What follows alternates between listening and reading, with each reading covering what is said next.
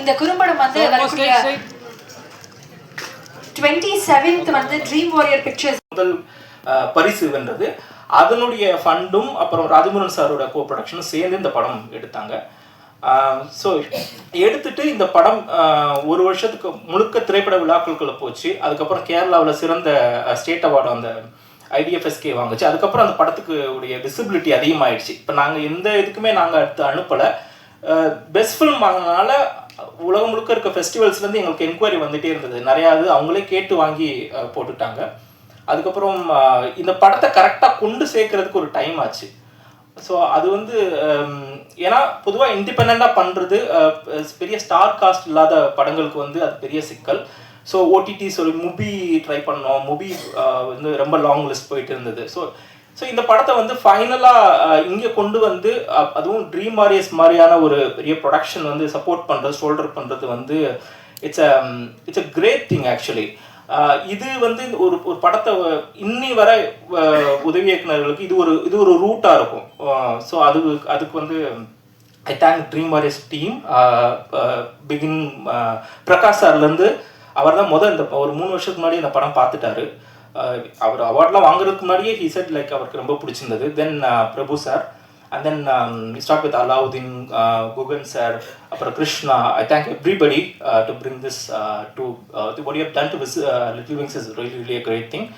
அப்புறம் வந்து எங்களுடைய வரிசை அந்த கேஸ்ட் அண்ட் குரூ சொல்லிடுறேன். மணிமேகலை அம்மா நாங்கள் வந்து திருவண்ணாமலையில் எழுத்தாளர் பவாச்சலத்தருடைய அவருடைய 10ஆயிரத்தில் மீட் பண்ணி, அதுக்கப்புறம் ஐயா இதில் இருந்த காளிதாஸ் ஐயா இருக்கார் இல்லையா, அவர் நடித்தவர். அவரும் 2 பேருக்கும் நம்ம ஸ்கிரிப்ட் ரீடிங் செஷன் வச்சு ப்ராப்பராக அந்த செஷன் முடிஞ்சதுக்கப்புறம் ஒன்றா காசு பண்ணி நாங்கள் பண்ணோம். 2 பேருமே ரொம்ப பிரமாதமாக லைக் செட்டுக்கு வர்றதுக்கு முன்னாடியே we had like countless rehearsals, script reading பண்ணோம், அப்புறம் காஸ்டியூம் போட்டு ரிஹர்சல் பண்ணோம். ஸோ ஏன்னா இந்த படம் ஃபுல்லாக லைவ் ரெக்கார்டிங் இல்லையா, எல்லாமே வந்து ஆன்செட் ரெக்கார்டிங். நீங்கள் எல்லா எமோஷனுமே அங்கேயே பிடிச்சாகும். ஸோ அதனால் தரோவாக ஈவன் நான் வந்து எடுக்கும் போது ஒரு வரி கூட டயலாகும் மாற்றலை. என்ன எழுதப்பட்டதோ அதை தான் நாங்கள் எடுத்தோம். ஸோ ரொம்ப சிறப்பாக நடித்த காளிதாஸ் தோழர், ஏன்னா அவர் இல்லை இப்போ, ஆனால் அவர் வந்து ஒரு 30 வருஷம் அவருடைய பெரிய கனவாக இருந்தது. அவர் ஏன்னா வீதி நாடகங்கள் நடிச்சிட்டு இருந்தார். அவருக்கு ஏதாவது ஒரு பெரிய அங்கீகாரம் கிடைக்கும்னு ஏங்கிட்டு இருந்தார். இந்த படம் அதை அமைச்சு கொடுத்தது. கோவா சர்வதேச திரைப்பட விழாவிலையும் சரி, மும்பையிலையும் சரி, எங்கெல்லாம் ஸ்க்ரீன் பண்ணணுமோ அந்த இடங்கள்லாம் அவர் வந்து பயங்கர ரிசப்ஷன் இருந்தது. அப்புறம் ராம்ஜி வந்து மெகந்தி சர்க்கஸில் நான் அவரை அந்த படத்துலேருந்து கண்டெடுத்தது. ஸோ அவர் ரொம்ப சிறப்பாக பண்ணியிருந்தார். அவருக்கு வந்து மதுரை ஸ்லாங் ரொம்ப சிறப்பாக வந்தனால எனக்கு வந்து இந்த மொத்த படத்துலையுமே மதுரை ஸ்லாங் வந்து ரொம்ப பிச் பர்ஃபெக்டாக அவர் பேசியிருந்தார்.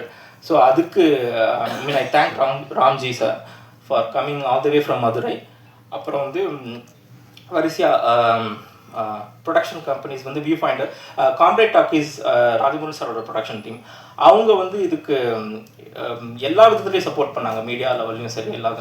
ஸோ அது வந்து நான் உதவி இயக்குனர் அவர் மாநகரம் படத்தோட எடிட்டிங் பார்த்துட்டு எனக்கு ரொம்ப பிடிச்சிருச்சு. ஸோ அவரை மீட் பண்ணலான்னு போனேன். ஸோ லக்கிலி நான் இப்போ ஜோக்கரில் உதவி இயக்குறதுனால பிரபு சார் இவங்கெல்லாம் வந்து மாநகரத்துக்கு ஒரு சக்ஸஸ் பார்ட்டி ட்ரோ பண்ணியிருந்தாங்க. அப்போ ஃபிலோமின் சாரை மீட் பண்ணேன். ஸோ இமீடியட்டாக மீட் பண்ணிவிட்டு அடுத்த நாள் ஆஃபீஸில் போய் மீட் பண்ணேன். அதுலேருந்து எங்களோட ஃப்ரெண்ட்ஷிப் இருந்தது. அதுக்கப்புறம் ஒரு ஹிஸ் பிகம் வெரி பிஸி. அவருடைய தொடர்ந்து அவருடைய படங்கள்லாம் உங்களுக்கு தெரியும்.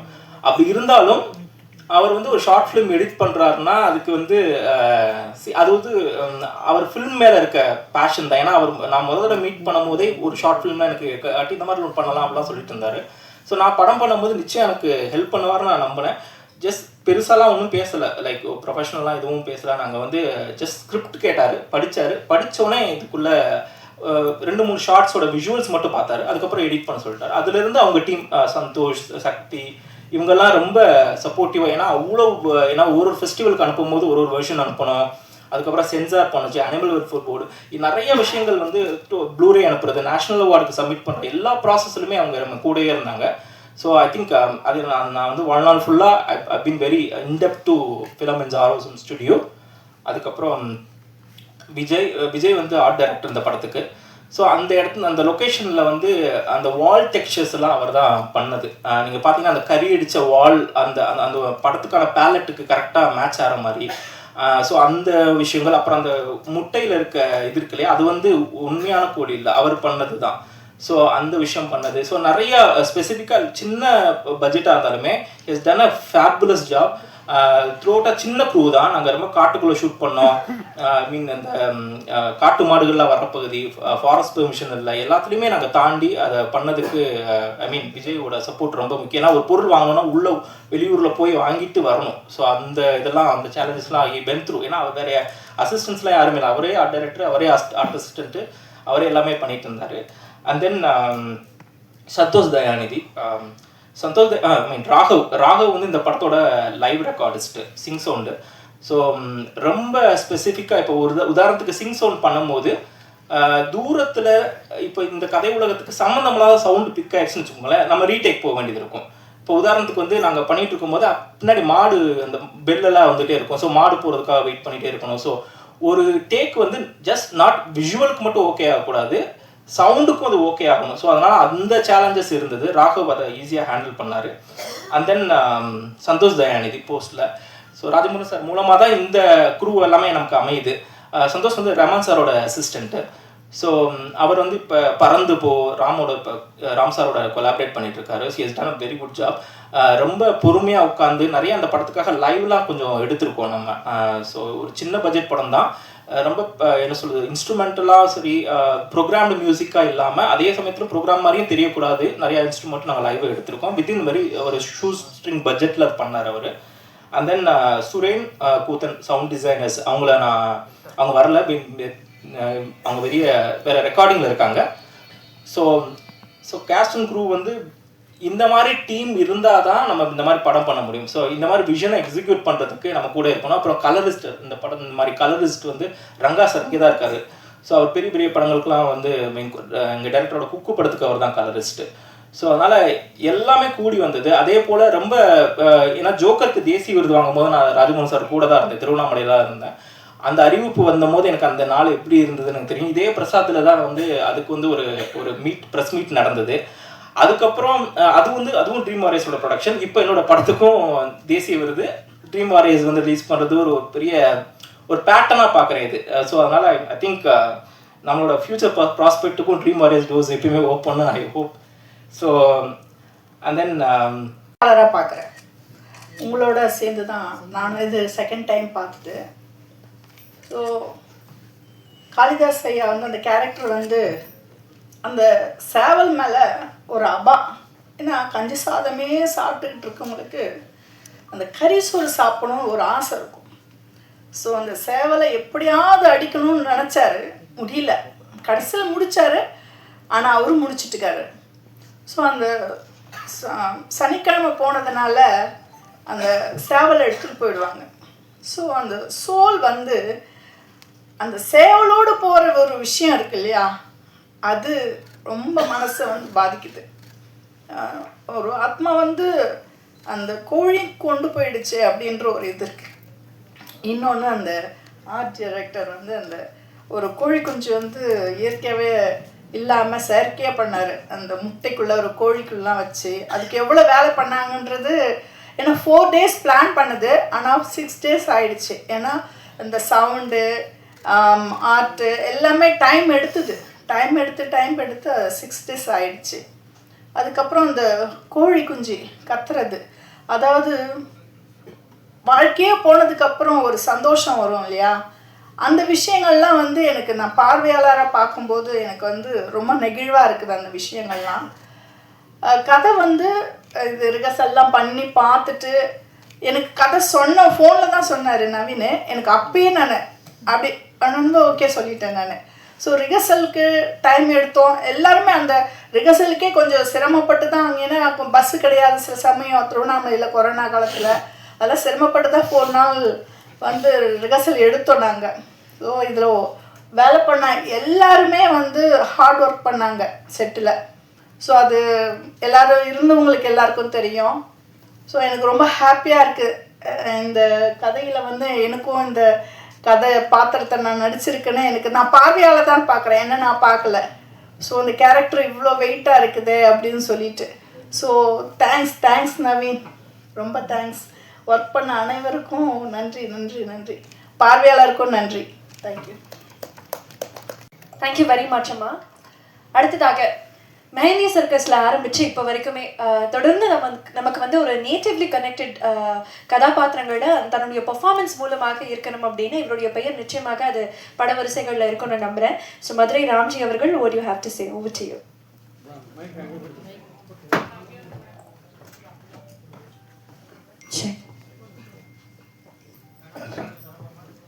அனைவருக்கும் வணக்கம். இயக்குனருக்கு இது முதல் குறும்படம். எனக்கும் இந்த படம் வந்து முதல் குறும்படம் தான். அதுக்கு முன்னாடி பெரிய படம் பண்ணேன். ஆனால் இந்த படம் பண்ணும்போது எனக்கு அந்த பெரிய படத்துலேருந்து சின்ன குறும்படத்துக்கு வந்ததுக்கப்புறம் குறும்படத்தில் இவ்வளோ எஃபர்ட் இருக்குதுன்னு சொல்லி அந்த ஃபீல் அப்போ தான் பண்ணேன். ஆக்சுவலாக இந்த படத்தோட டைட்டிலுக்கும் எனக்கு ஒரு சின்ன சிங்க் இருக்கும். லிட்டில் விங்ஸ், நான் லிட்டில் தான். ஸோ அது எனக்கு ரொம்ப பிடிச்சிருந்துச்சு.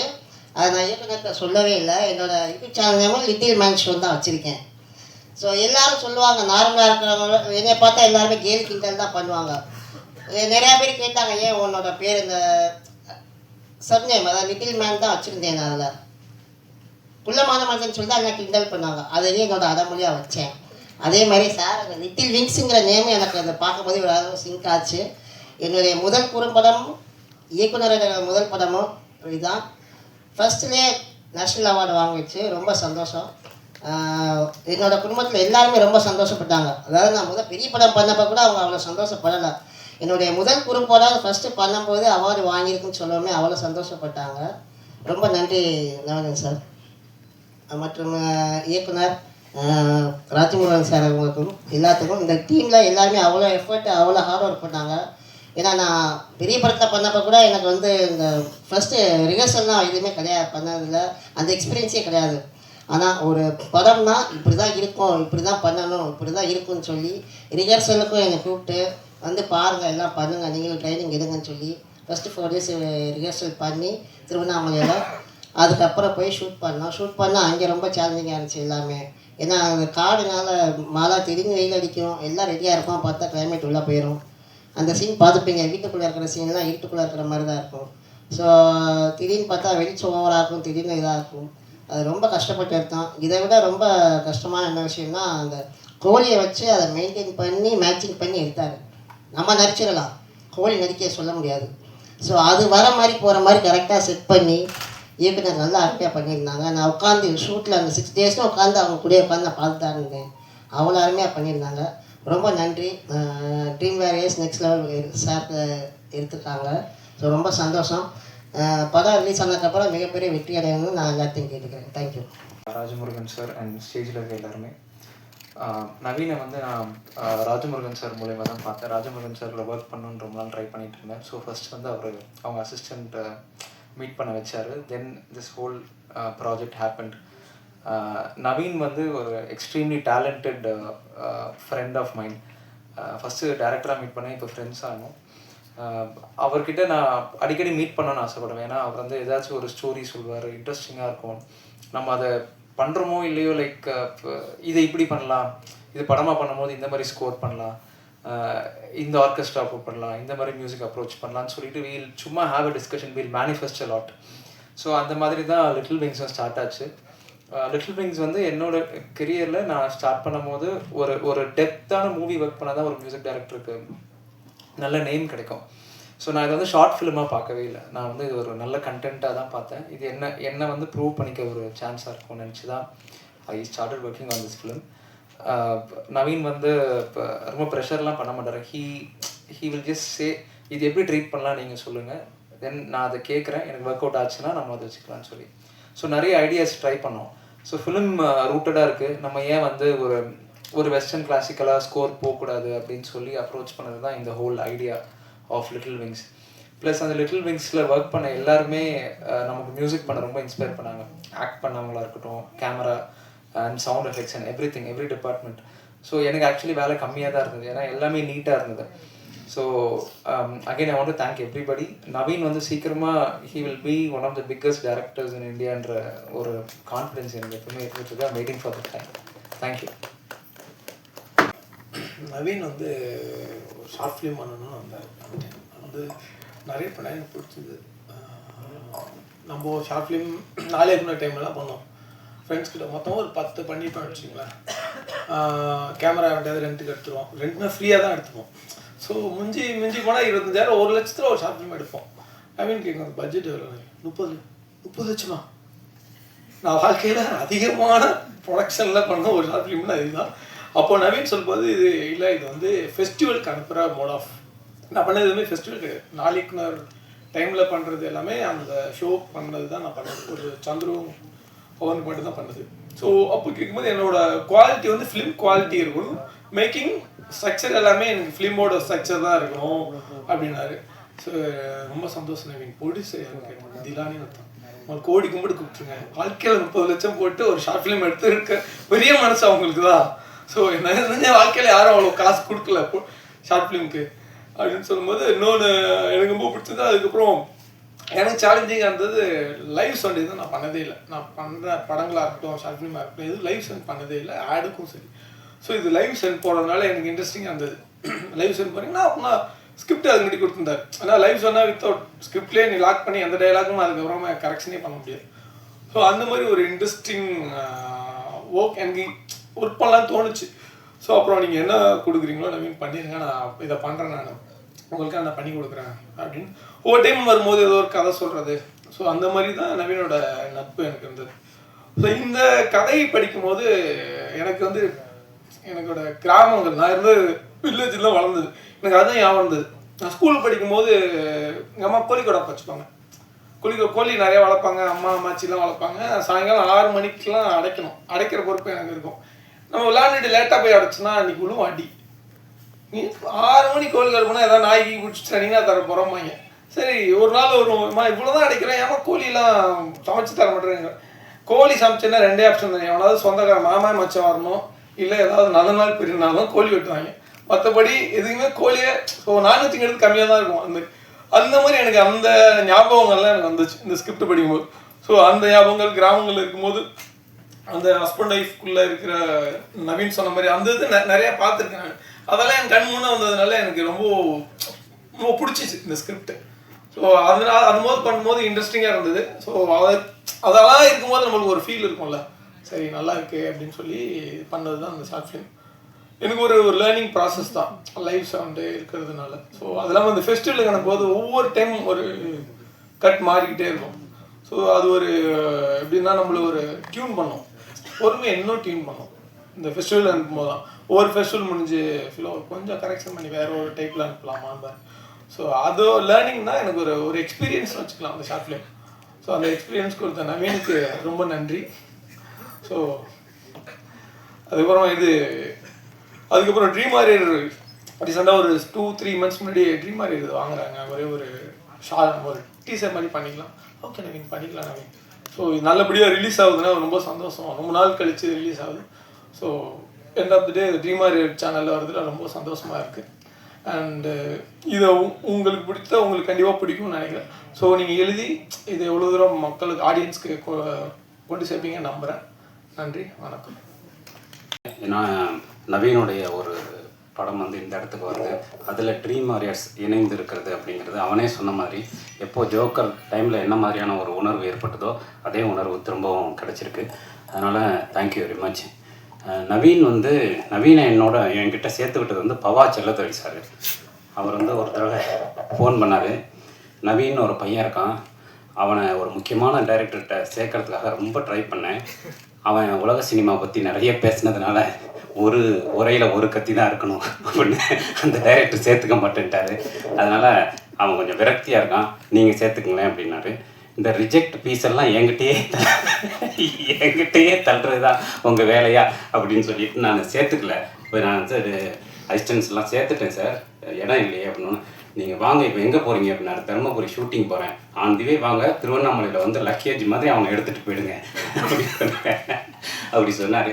அப்படி வந்து ஆந்திவேல வந்து பிக்கப் பண்ணிட்டு வந்தவன் தான் நவீன். ஆனால் அதுக்கப்புறம் வந்து அவனோட பழக ஆரம்பித்த பிறகு எனக்கு அவனோட பழகின கொஞ்ச நாட்கள்லேயே எனக்கு தெரிஞ்சுது, நிச்சயமாக சந்தோஷ் சொன்ன மாதிரி இந்தியாவின் முக்கியமான இயக்குனர்கள்லாம் ஒருத்தனாக வருவான். நிச்சயமாக அப்படியான ஒரு சென்ஸ் உள்ளவன், தொடர்ந்து நிறைய படிக்கிறவன், நிறைய பயணம் செய்கிறவன், நிறைய படங்கள் பார்க்குறவன், நிறைய உழைக்கிறவன். அதனால் இப்போ வந்து மணி சார்ட்ட இருக்கான். இப்போ வந்துட்டு அப்படியான ஒரு பெரிய ஸ்பேஸ் வந்து அவனுக்கு தொடர்ந்து அவனுடைய உழைப்புக்கு அங்கீகாரமாக கிடைக்குது. அப்படி வந்து அவன் என்ன எழுதினாலும் கொண்டு வந்து கொடுப்பான். அப்படி இந்த கதை கந்தர்வனுடைய கதையை எழுதிட்டு வந்து கொடுத்த உடனே இது நிச்சயமாக நீ வந்து படம் பண்ணலாம். ஏன்னா இது ஒரு 20 நிமிஷம்னாலும் இது பேசுகிற விஷயம் வந்து பெரிய ஃபிலாசபியை பேசுது. சொன்ன மாதிரி பசியை பற்றி பேசுது, ஒரு ஆண் பெண் உறவை பற்றி பேசுது, நம்முடைய கலாச்சாரத்தை பற்றி பேசுது. ஸோ ஒரு மனிதனுடைய நிராசை பற்றி பேசுது. எல்லாம் முடிந்த பிறகு அவன் என்ன எடுத்துகிட்டு போக போகிறான் அப்படிங்கிற ஒரு பெரிய ஃபிலாசபியோடைய ஒரு வடிவத்தை பேசுது. ஸோ இவ்வளோ விஷயத்தை பேசுது. இது நிச்சயமாக நீ எடு அப்படின்னு சொன்னேன். அப்போ திலானி கரெக்டாக ப்ரொடியூசர் அவங்க வந்தாங்க. ஸோ அவங்களோட கோ ப்ரொடக்ஷன் பண்ணக்கூடிய ஒரு வாய்ப்பு வந்தது. காம்ரேட் டாக்கீஸ் வந்து தொடர்ச்சியாக வந்து நிறைய டாக்குமெண்ட்ரிஸ் பண்ணிகிட்ருக்கோம். என் கூட ஒரு பெரிய டீம் இருக்காங்க. சிந்தன் தோழர் உட்பட ஒரு 10 பேர் இருக்காங்க. ஸோ அவங்க நிறைய டாக்குமெண்ட்ரிஸ் எடுத்துகிட்ருக்கோம். சமீபத்தில் கூட வாச்சாத்தியை பற்றி எடுத்த டாக்குமெண்ட்ரி வந்து இன்றைக்கி மிக முக்கியமான பேசு பொருளாக இருக்குது. அந்த மாதிரி டாக்குமெண்ட்ரிஸ், ஷார்ட் ஃபிலிம்ஸ் எடுத்துகிட்ருக்கோம். அதில் முக்கியமாக இந்த லிட்டில் விங்ஸ் எடுத்தது வந்து உண்மையிலேயே நான் வந்து ரொம்ப பெருமிதமாக உணர்கிறேன். இந்த படத்தை வந்து பார்த்துட்டு உடனடியாக இதை வந்து ட்ரீம் வாரியர்ஸில் ரிலீஸ் பண்ணணும் அப்படின்னு சொல்லி பிரகாஷ் சாரும் பிரபு சாரும் சொன்னாங்க. எனக்கு வந்து பிரகாஷ் சார் வந்து ரொம்ப என்னோடய ஹார்ட்டுக்கு ரொம்ப க்ளோஸான ஒருத்தர். அடிக்கடி வந்து நாங்கள் ஃபோனில் பேசிக்கும்போது திடீர்னு கூப்பிடுவார். ஒரு முருகவேலுடைய ஒரு கதை படித்தேங்க, இந்த கதை ஃபிலிம் பண்ணால் ரொம்ப நல்லாயிருக்கும் அப்படின்னு சொல்லுவார். அந்த மாதிரி நிறைய லிட்ரேச்சர்ஸ் படிச்சுக்கிட்டே இருக்கிற ஒருத்தர் பிரகாஷ் சார். ஸோ அந்த மாதிரி ஒரு ப்ரொடியூசர் அமையிறது ரொம்ப அபூர்வம், உண்மையிலேயே அபூர்வம் இன்றைக்கி இந்திய சினிமா சூழலில். அப்படி வந்து தொடர்ச்சியாக வந்து லிட்ரேச்சரை, லைஃப்பை கரெக்டான மிக்சிங்கில் சினிமாவுக்கு கொண்டு வரணும்னு நினைக்கிறது வந்து பிரகாஷ் சார், பிரபு சார் 2 பேர்ட்டையும் இருக்கிற மிக முக்கியமான அம்சமாக பார்க்குறேன். அதனால் எப்போ இந்த படத்தை வந்து அவங்க எடுத்துக்கிறேன்னு சொன்னாங்களோ அப்போவே நான் ரொம்ப முக்கியமாக வந்து நவீனுக்கு வந்து ஒரு பெரிய ஒரு லைஃப் வந்து அதில் பிகின் ஆகும் அப்படின்னு நான் நினைக்கிறேன். ஏன்னா ட்ரீம் வாரியர்ஸ் வந்து ஒரு தொட்ட படைப்பாளிகள் எல்லாருமே ரொம்ப முக்கியமான ஒரு இடத்துக்கு வந்திருக்காங்க. ஏன்னா அப்படிப்பட்ட விஷயத்தை தான் ட்ரீம் வாரியர்ஸ் தொடர்ந்து பண்ணுவாங்க. அதனால் ஒரே நேரத்தில் இப்படியான ஒரு படைப்பை எடுத்துகிட்டு வந்ததுக்கும் நவீனுக்கு ஒரு முக்கியமான டோரை ஓப்பன் பண்ணதுக்கும் ட்ரீம் வாரியர்ஸ்க்கு thank you sir.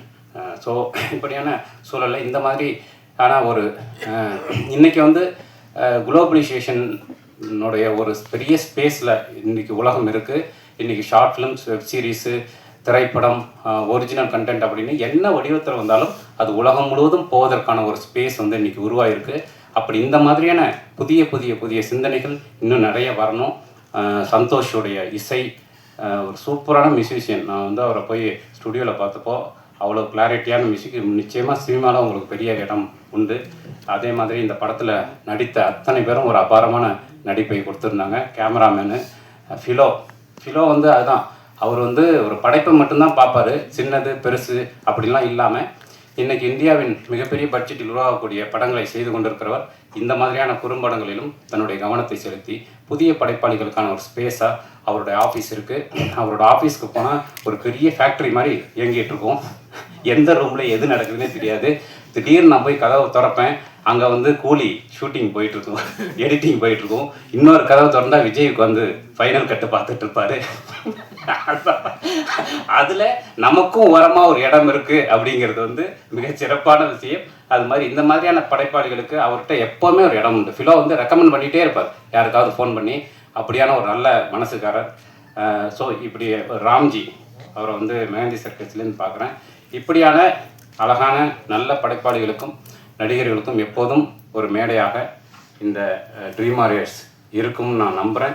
Thank you very much. பத்திரிகையாளர் அத்தனை பேருக்கும் நன்றி. நேரம் பேசுகிறாங்களே நல்லாரும் அப்படின்னு நினைக்கிறேன். பட் இந்த ஷார்ட் ஃபிலிம் பொறுத்தளவுக்கு ஐ மீன் இந்த கதையில் வந்து பர்சனலாக என்னென்னா, நானும் பிரகாஷ் நீங்கள் ஊரில் எந்த ஒரு ஃபேமிலி எடுத்துக்கிட்டிங்கன்னா அங்கே வந்து ஆடு வளர்க்குறது, கோழி வளர்க்குறது, மாடு வளர்க்குறது ஒரு வாழ்வின் ஒரு அங்கமாகவே இருக்கும். எனக்கு ஞாபகம் இருக்குது, நானும் பிரகாஷும் ஒரு 7 கிலோமீட்டர் நடந்து போய் சாவல் விற்றுட்டு வந்து ஞாபகம் எல்லாமே இருக்குது, அந்த எக்ஸ்பீரியன்ஸ் இருக்குது. அண்டு இன்னைக்கு இது இந்த சின்ன கான்செப்ட்ஸ் என்னன்னா இப்போ எல்லாருடைய லைஃப்லையும் நம்ம நிறைய கேள்விப்பட்டிருப்போம். ஒரு இன்னைக்கு ஒரு பிரியாணியில் ஒரு பீஸ் மிஸ் ஆகிடுச்சுங்கிறதுக்காக எவ்வளோ பிரச்சனைகள் வந்து நம்ம நிறைய இடங்களில் கேட்டிருக்கோம் இருக்கு. அந்த மாதிரி சாப்பாட்டில் வந்து நமக்கு வந்து நான்வெஜ் வந்து அவ்வளோ முக்கியமான ஒரு விஷயமா இருக்குது. அதில் வந்து இந்த கதை சொல்லக்கூடிய விஷயங்கள் வந்து சிலருக்கு சாதாரண விஷயமா தெரியலாம், பட் அது பின்னாடி இருக்கக்கூடிய ஆழமான கருத்துக்கள் வந்து லைஃப்பில் ரொம்ப முக்கியமான ஒரு தருணங்களை ஞாபகப்படுத்தக்கூடிய விஷயமா இருக்குது. நாங்கள் ட்ரீம் ஆடியோ பிக்சர்ஸில் ஏன் இதை வந்து பண்ணுறோம் அப்படின்னு எடுத்துக்கிட்டிங்கன்னா, இன்றைக்கி இண்டஸ்ட்ரி வந்து கண்டிப்பாக நிறைய மாறி இருக்கு. இப்போது மொபைல் ஃபோன் வந்ததுக்கப்புறம் பார்த்தீங்கன்னா நமக்கு எல்லாமே உள்ளங்கைட்டு வந்துருச்சு. ஃபார்மேட்ஸ் வந்து ஷார்ட் ஃபிலிம் ஃபார்மேட்ஸ் இன்னைக்கு பெரிய அளவில் சினிமாவை டாமினேட் பண்ண ஆரம்பிச்சிருக்கு. ஸோ அந்த வகையில் லைக் நாங்கள் ஒரு புது கலைஞர்கள் வர்றப்போ அவங்களுடைய ஆரம்பம் வந்து இந்த மாதிரியான ஷார்ட் ஃபிலிம்ஸ் மூலமாகவும் இல்லை ஒரு மியூசிக் ஆல்பம்ஸ் மூலமாகவும் அவங்க ஆரம்பிக்கிறப்போ நமக்கு வந்து ஒரு நல்ல டேலண்ட்ஸ் ஐடென்டிஃபை பண்ணக்கூடிய ஆப்பர்ச்சுனிட்டிஸ் இருக்குது. அது மட்டும் இல்லை, அவங்களுக்கு நம்ம ஒரு பிளாட்ஃபார்ம் அமைச்சு கொடுக்குறப்போ அது அவங்களுக்கும் சேர்த்து ஒரு பெரிய ஹெல்ப் ஆகுது. அண்ட் ஆல்சோ இது வந்து ஒரு பெரிய ஒரு ரெவன்யூ ஃபார்மேட்டை நம்ம பார்க்குறத விட புது டேலண்ட்ஸை ஐடென்டிஃபை பண்ணக்கூடிய ஒரு தளமாக நம்ம இதை பார்க்குறோம். அந்த வகையில் இப்போ ரீசெண்டாக பார்த்தீங்கன்னா ட்ரீம் ஆடியோ பிக்சர்ஸில் வந்து நாங்கள் இண்டிபெண்டன்ட் மியூசிக் சப்போர்ட் பண்ண ஆரம்பிச்சிருக்கோம். அண்ட் ஆல்சோ இப்போ வந்து ஷார்ட் ஃபிலிம்ஸ் இந்த லிட்டில் விங்ஸ் மூலமாக ஆரம்பிச்சிருக்கோம். இது ஒரு தொடக்கம். இன்னும் பல நல்ல டேலண்ட்ஸ் அது மூலமாக ஒரு நல்ல படைப்புகளில் வந்து அறிமுகப்படுத்துவோம்னு நான் நம்புகிறேன். அதுக்கு உங்களுடைய சப்போர்ட் வந்து தேவை. ஸோ உங்களுக்கு இது பிடிச்சிருக்குன்னு நினைக்கிறேன். அண்டு இதில் ஒர்க் பண்ண எல்லாருக்கும் நன்றி. முக்கியமாக இதனுடைய தயாரிப்பாளர்கள், பெரிய பட்ஜெட் தயாரிப்பாளர்கள், அண்டு இதை கொண்டு வந்து கொடுத்தது ராஜமுருகன் அவர்களுக்கும் இதை கன்னியூஸாக கொண்டு வந்து இது என்ன மாதிரி நம்ம ப்ளேஸ் பண்ணணும் அப்படிங்கிற விஷயங்களை ஃபுல்லாக ஃபாலோ பண்ணி இதில் ட்ரீம் பிக்சர்ஸ் டீம் இருக்க எல்லாருக்கும் குஹன், கிருஷ்ணா அண்ட் எவ்ரிபடி எல்லாருக்கும் என்னுடைய நன்றியை தெரிவிச்சுக்கிறேன். ஐ ஹோப் நீங்கள் இதை சப்போர்ட் பண்ணுவீங்க. இது மூலமாக இன்னும் பல டேலண்ட்ஸுக்கு நல்ல வாய்ப்புகள் கிடைச்சி அது மூலமாக நல்ல புது டேலண்ட்டும் படைப்பும் வரணும் அப்படின்னு நான்